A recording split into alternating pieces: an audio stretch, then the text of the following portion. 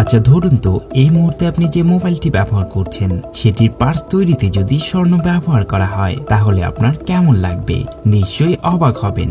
প্রভাবশালী বিদেশি একটি গণমাধ্যম জানিয়েছেন প্রতিটি মোবাইল ফোন তৈরিতে ব্যবহার করা হয় খাঁটি সোনা। কিন্তু কেন?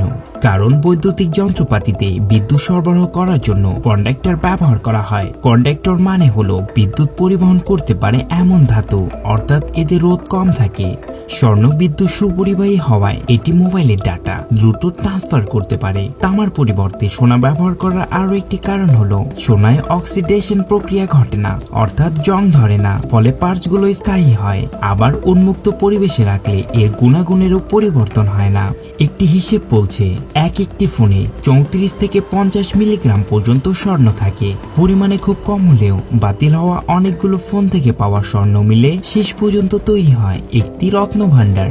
এগুলো দিয়েই চলে বিশ্বে কোটি কোটি টাকার ব্যবসা। বাজারে নতুন ভার্সনের ফোন পেলে অনেকেই পুরাতন ফোন বদলে ফেলে। এতে বিশ্বজুড়ে প্রতিদিন বাতিল হচ্ছে অসংখ্য ফোন।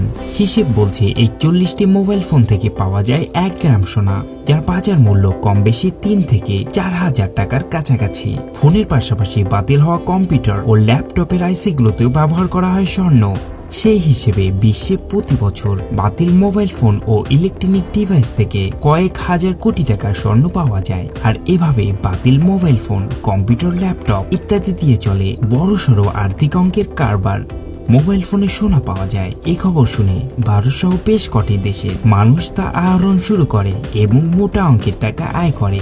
আমেরিকাতে আধুনিক প্রযুক্তি ব্যবহার করে এই স্বর্ণ আহরণ করা হয় এবং পুনরায় মোবাইল কোম্পানিগুলোর নিকট বিক্রয় করা হয়।